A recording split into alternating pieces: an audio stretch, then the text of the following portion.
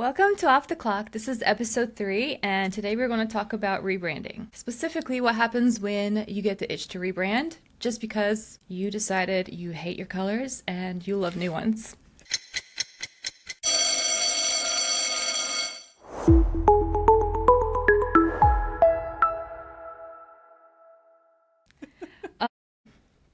So I think it was Friday, I decided to do a seasonal analysis because I've been talking about that. And so I saw it and I got my colors and they're autumn colors. And I was like, well, I love these. I love these way more than anything I have. And that is weird. Not weird, but like coming from someone who, does branding for other people and you're like, you don't have to love it all the time. It's for your audience. It's not for yourself. It was very strong. My heart did not care about the logic about the situation. The heart wants what it wants. And it wanted autumn, apparently. Yes, and also maybe because it's like turning into autumn season, and I'm like done with like summer colors because my brand colors are kind of summery. And I was like, okay, I need to like calm down and like think about why I feel this way. So I decided that might be a good topic today for what might be reasons that you might want to rebrand. What are the thoughts you should be having in response to it, and then ways you can scratch that itch. So without maybe overhauling completely everything. Like if you have like signs or something, you'd have to get like brand new signs, and luckily it would just be like a website and a social media thing. But for like the average business owner, it's expensive. And we're at the luxury of like, we can do it ourselves. But honestly, I feel like branding for yourself is so much harder than it is for literally anybody. Like for that specific reason. Yeah. Because you're like, well, I know what my target audience is, but I know my target audience can be kind of flexible. Right. And so then you're like, it's hard to commit. But then also, you can talk a client off of a ledge. It's harder to talk yourself off of one to like, okay, we need to calm down. We need to scale back. We need to like, maybe not do all of the things we can, but maybe we don't need to. Yeah. And so in my case, I was just super inspired because I loved the way the colors worked. And I think a little bit of it is the fact that I probably will have to rebrand in a little while, maybe in a year or two, just because I think when you start out, and I think a lot of businesses when they first start out, you have this idea of who your target audience is, and it is true at the time. But as you go and as things change, you kind of like weave your way in and out of things, and you're like, okay, actually, I started here, but now I find myself drifting more towards these types of clients.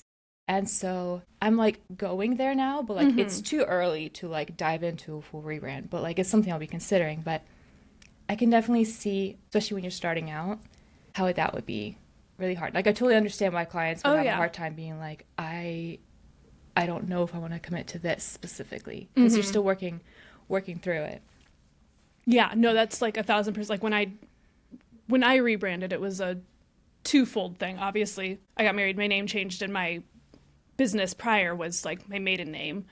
But yeah, it was also like, I just threw something up there to have something so that way, like, because your portfolio, like when you're applying for like design jobs, way different than when you're like, okay, I'm doing this on my own. You know what I mean? So like, and then I was thrown into it. So I was like, I have to have something up so I can like, send things, for client and referrals. And, people are like, do you have a website? Like, let me see your work. I'm like, I need to have something that looks like somewhat professional. So you just throw it up there. And so, yeah, like you learn, and as you learn, you figure out kind of, and then like try to like navigate all of that, which can be a wild ride in and of itself. But then, yeah, like as you change and grow, your brand, Also has to with you. And that's obviously, the point of like what we do with clients all the time is like, okay, establish like all of that ahead of time, because you have to have that in order to grow. But yeah, it's so much harder when it's yourself. So like, I understand like going through something like that. I'm like, okay, I get like, yeah, why clients are like hesitant to commit, or like why, yeah, like just why it can be like, why that initial it's overwhelming, but like that's why that like initial like process is so integral into like making sure that it's something that like, yeah, expands. But it's also helpful too, like in my case, because like I did my own like questionnaire and stuff, like I can go back through it and be like, okay, is this still like directed towards the people I want? Is this still like, providing the type of atmosphere I want people to feel when, they start working with me? So like it's good to have those questions, even if you're working through it like with someone to like have a copy for yourself, because I think when that hits you, you can go through it again and be like, all right, you need to calm down. You're just really excited about fall. And that's okay too. Like you can do little, like right now what I have been doing is in my like some of my future posts, I'm kind of like adding maybe a few new textures to just kind of make it feel like something new for me. Yeah, because that is the other thing too. Like it can feel really monotonous. Like when you're, because no one's going to look into your brand, your website, your social media as much as you do. So like what feels like really monotonous and like everything looks the same because it's on brand, you're looking at that way more than other people are. So like I think it also can feel very like, I am so sick and tired of looking at this one specific hex code. Whereas like someone sees it on their feed or they go to your website like once a week or whatever at most. Exactly. So it feels way more like overwhelming and like everything looks like all my same. files are purple. Yeah. I really hate purple now, but I don't know. There's a reason. Like my whole name is like visual light. I wanted it to anyway. Like there's a reason I picked those things for the story it told. Right. Yeah, I'm having, and then I wore purple pants. So I don't know. Like I hate purple. Shows up wearing. There might purple. be other problems happening in the meantime, but we're talking about rebranding, not those. Not your very nice stretchy purple pants. They're so stretchy. Halara.com. Just so everyone knows, because that's super important. So comfy. So one of the biggest questions, the biggest question that I had to check myself was is it an evolution or restlessness? In this case, it was a definite restlessness. Yeah. Some revolutions happening, some evolutions happening, but not enough to start a revolution. See what I did there? There you go.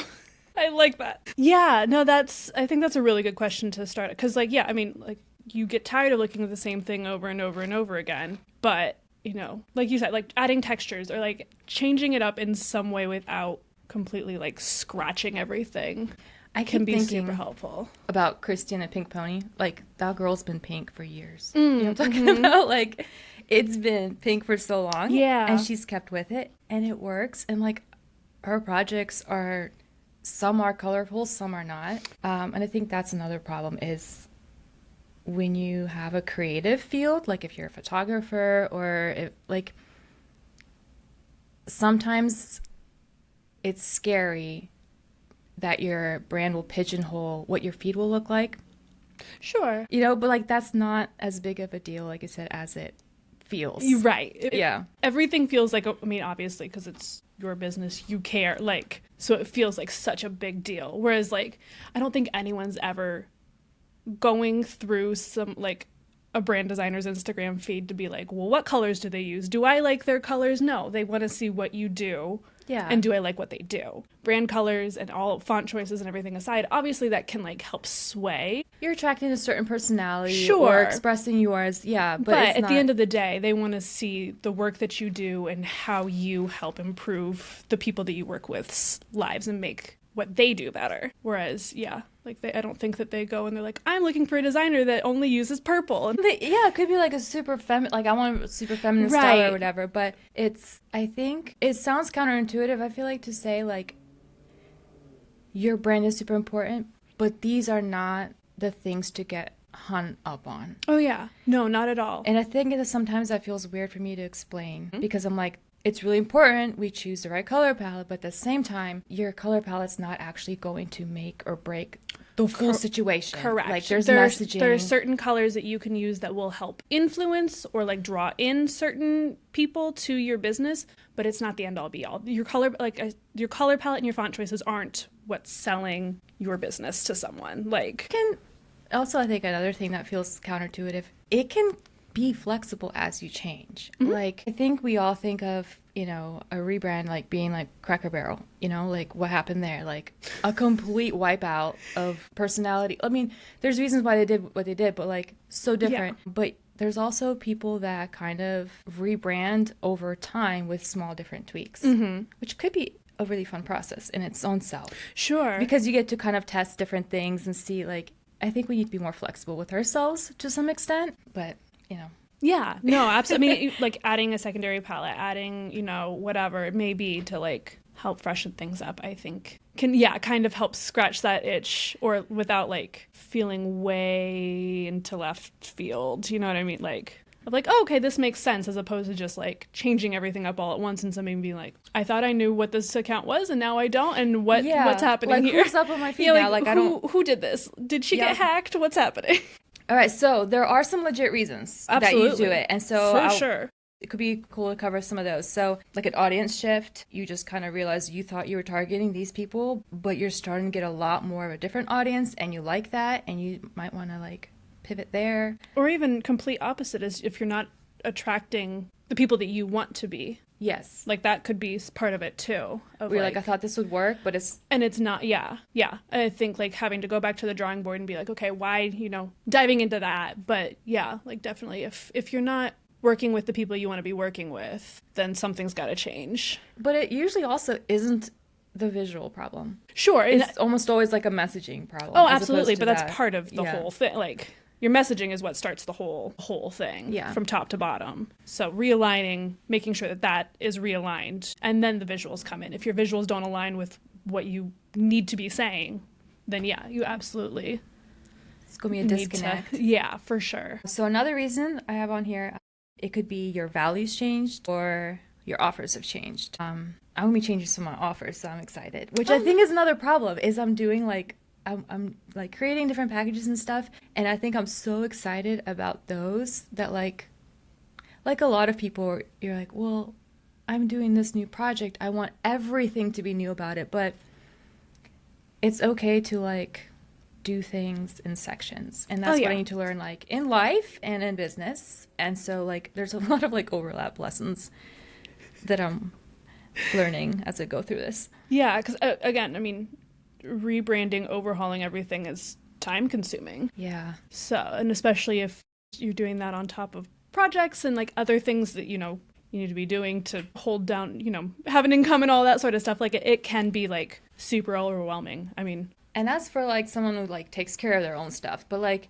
if you have a restaurant and you're just rebranding just because it's not as cute as you wanted it to be anymore, for just because your style changed. I think we just like, that is something that, knowing full well what branding is about, I still struggle with, because styles change, your own personal tastes change, and being it kind of a personal brand.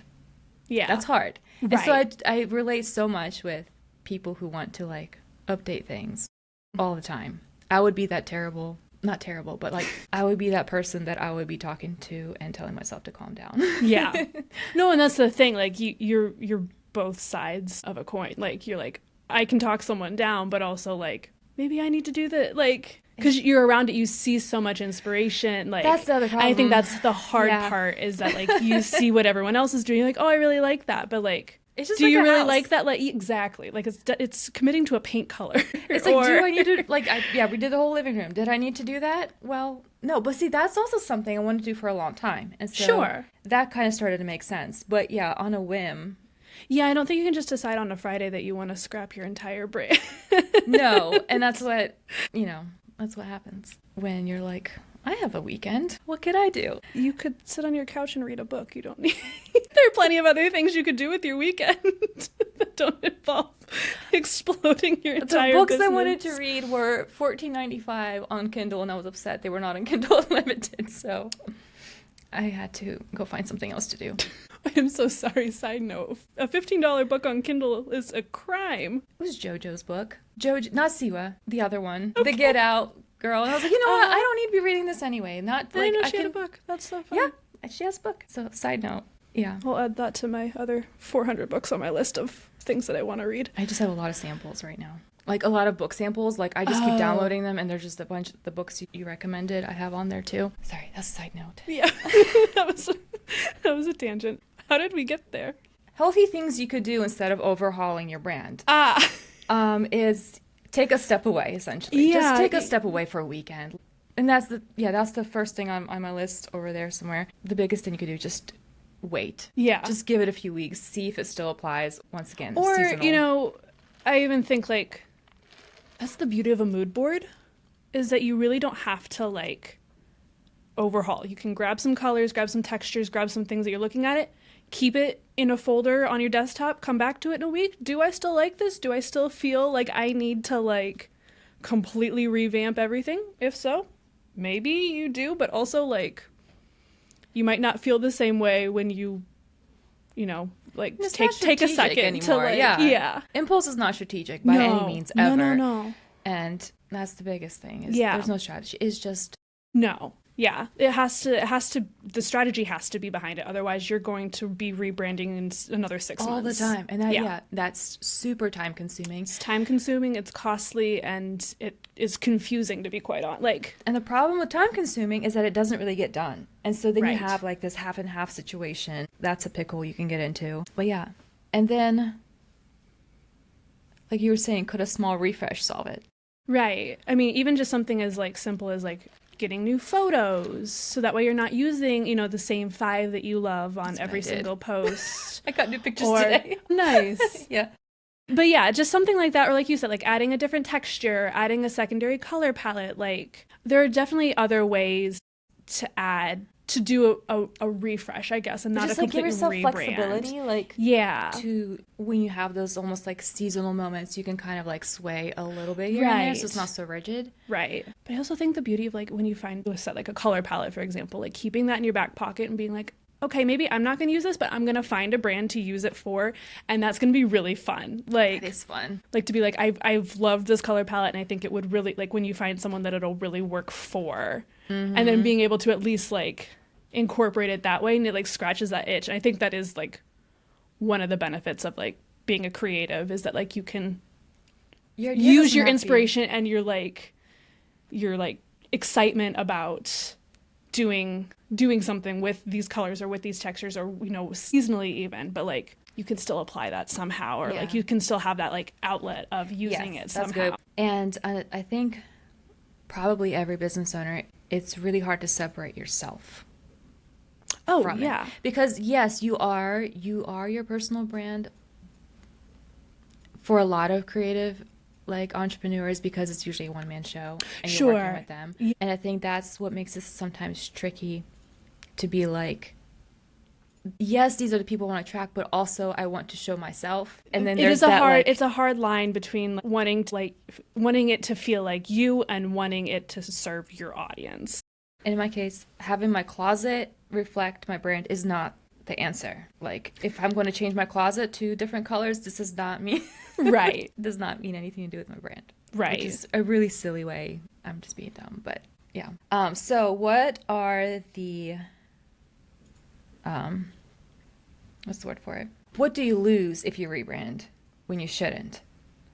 So I have here like you can have hidden costs, which we discussed. Your audience gets confused, brand equity gets lost, kind of gets watered down. And like you said, like you oftentimes have one foot in both buckets, for like lack of a better term. Like oftentimes you're still half in using, especially if you're a brand that has like printed materials like we discussed earlier, or like other things like that, where it's like, so what do you do with all of that? Like, you either like hidden costs, like you're gonna lose out on the money that you spent doing all of that, but then you're also like stuck with a bunch of stuff that You feel bad throwing away because you have Right. like 400 more business cards left that you never use. But it also does, I think, make the people, like when they see you switching back and forth a lot. I mean, and that's, I think, when you're starting out, like I think everyone expects it to a certain degree. Like you start off with one logo, one color palette, and a year later, like no one, knowing like new businesses, I don't think anyone really bats an eye if they switch a few times. Like everyone kind of like, not too much. Like depending on, like if you're a baker, you're out from your house and you switched your logo a few times in your first 3-4 months, you know, sure. like it's not great, but that is, I think, less of a problem than you switching it 4 or 5 years in and you're still doing that, I guess is what I'm saying. Like If you're constantly switching, then Yes. yes, there's a, I think, a bigger issue you might going not get it on. right the first time or Right. two. Like that's to be expected, because with all the things that change, like it's, I think we need to be kinder to ourselves if we do switch it in the beginning a few Oh, times. yeah. And I think For sure, that but I puts a lot of think pressure to get it right. there is, but I think Yeah. once you like make sure that you're doing it intentionally, I think is the thing. Like I think the intention behind the changes is more important than the changes itself. Yes, exactly. Like are you doing it just for funsies, or are you doing it because it's strategic? Yeah. Like I think that's the biggest thing to figure out if you like need, like if you want to go all in on like completely new everything. And I think that's what I mean by like when you're starting out, there are times you could be strategic. You just literally realized halfway through you don't want this audience. You want another audience. Like in that sense, like I think we should be kinder to ourselves. Like the ideas I had of what I wanted to do when I started freelancing are so different from like even now. Oh yeah. And I'm like, I did not accommodate for some of that stuff in the beginning. And so like there are some changes that I am slowly making and I will be making just because they make sense. Right. I mean, yeah, if something's no longer serving you, there's no need to hold on to it. Like, just like in general. But yeah, like specifically in business, like if you don't want to do something anymore, no one's forcing you to. And that's the beauty of working for yourself. If you just decide there's this one part of my business that I don't want to continue to do, you can just cut it off. And that's okay. Yeah. Especially like if it's going to cause you more stress and pain or you just don't want to. Like if you just don't want to like. It's like pruning. Yeah. It's like a season of pruning. You have to have those every so often. So much seasonal stuff today. It's almost fall. We're almost there. I think that's what got into me. This is like the opposite of spring cleaning. Or, yeah, do people do spring cleaning in the fall? That doesn't really work. I guess you do like holiday prep, sort of. I guess that's fair. Yeah. So basically, if you take a seasonal analysis quiz and your brand is not your true autumn colors, there are ways to feel better and keep your brand and still feel like you can have something fresh, something that feels like you.